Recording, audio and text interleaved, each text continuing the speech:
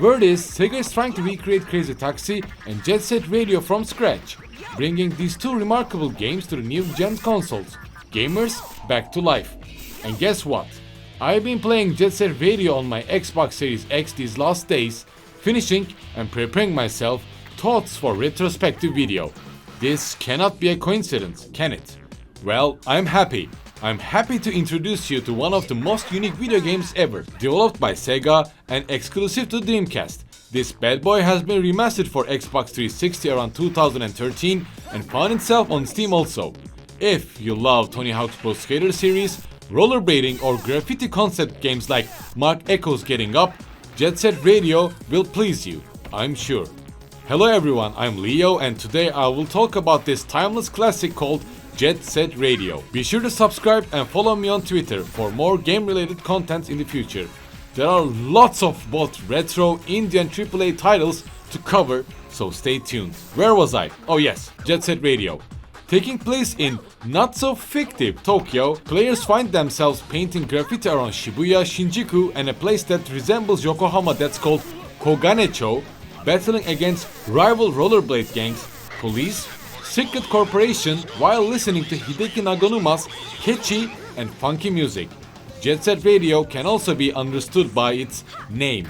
It's a pirate radio revealing the corruption within the city, police department and also corporations, while transmitting information about Tokyo's graffiti gangs. First of all, players take the role of Beat, the leader of the gang GGs, recruiting members as well as protecting their territory and challenging other gangs to gain control of Tokyo. He's also the dude that you can see on the cover of the game. Pretty remarkable design if you ask me. With its cel-shaded visuals, funky music and lively characters and unique gameplay, Jet Set Radio becomes memorable in blink of an eye. But there is one big problem that might disturb players in my opinion. Gameplay is for most of people quite clunky. I also find it quite clunky, but let's not just forget that this game is from 2000 and has an arcade level design, which is not developed as a sports game. By each level, players try to gather paint cans, trying to mark the red dots with graffitis, trying to escape from police while collecting Jet Set Radio marks across the maps to unlock new graffiti styles and scoring higher points. Of course, the game has a story, starting as a battle within Tokyo to demonic vinyl that summons mighty demon kind of progress. There's nothing too much criticize here.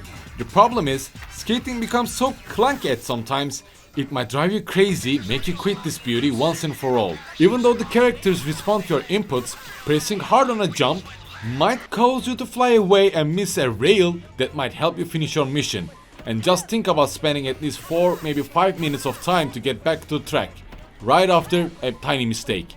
This can be quite annoying. The game starts with Beat meeting the original real deal waifu of all time, Gum, and Tap, who will be the main dude of Jet Set Radio future, recruiting them while teaching players the basic as tutorial sequence, and with each cleared map, a new gang member will eagerly join the GGs, starting with new, challenging the GG members. Game contains total of 15 characters, 5 being quite secret and hard to get, can be seen as post-main story content to challenge. 10 characters that have different stats, different trick moves that they do when they jump, grind on rails, rollerblading around Tokyo. Stats are divided in 3, power being the maximum health, technique doing different moves, gathering points while doing tricks, and graffiti, accumulating more points while doing graffiti. Each character doing different moves makes the game quite fun, as players need to discover which character suits their gameplay most. In my case, even though I like Beat and Gum as characters, this time Cube, Yo-Yo and Garam's gameplay suited me best.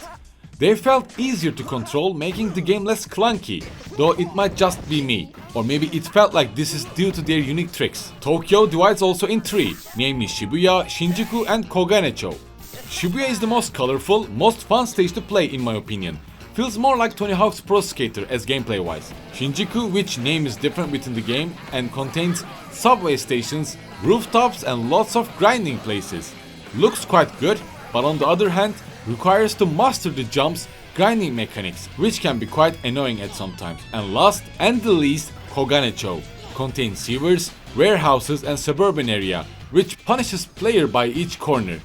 I don't think there is necessity to explain my love for Shibuya, right? Jet Set Radio contains 3 chapters, and by the second chapter, players will find themselves rollerblading in New York. New York streets feels quite fun, letting players to taste the real deal rollerblading experience until they reach the Times Square. Times Square, also known as the shithole, is pure chaos. Players need to take elevator to reach the rooftops and then reel around the buildings while the villain corporation hires a fucking Apache helicopter to destroy thousands of people just to stop one rollerblading dude. God bless America. Similar to Mark Echo's Getting Up, characters also fight against police suppression within the stage, where the police not just trying to catch innocent teenagers, but trying to choke them with tear gas, sending war tanks, shooting bullets within the city center of Tokyo, sending tanks after rollerblading teenagers to keep the peace. Sounds quite Japanesey. 10 out of 10. Jet Set Radio, a timeless classic, which I play from start to finish once a year. Takes around 5 to maybe 7 or 8 hours to finish the main story, and then lets player to do whatever they want to do. Whether it's trying to score high points to achieve Jet title, to unlock secret characters, or to collect all Jet Set Radio marks to unlock different graffitis. It is fun, addicting, and one of the most iconic games of all time. Definitely recommended to the people who loves pure fun titles such as Katamari Damacy, or is nostalgic about Tony Hawk's Pro Skater. It also has one of the most funky game album of all times, composed by Hideki Naganuma, who is following cosplayers on his Twitter. God bless this man. I really hope that Sega does a faithful remake and brings a bigger, deeper gameplay as well as stages. I just love Jet Set Radio.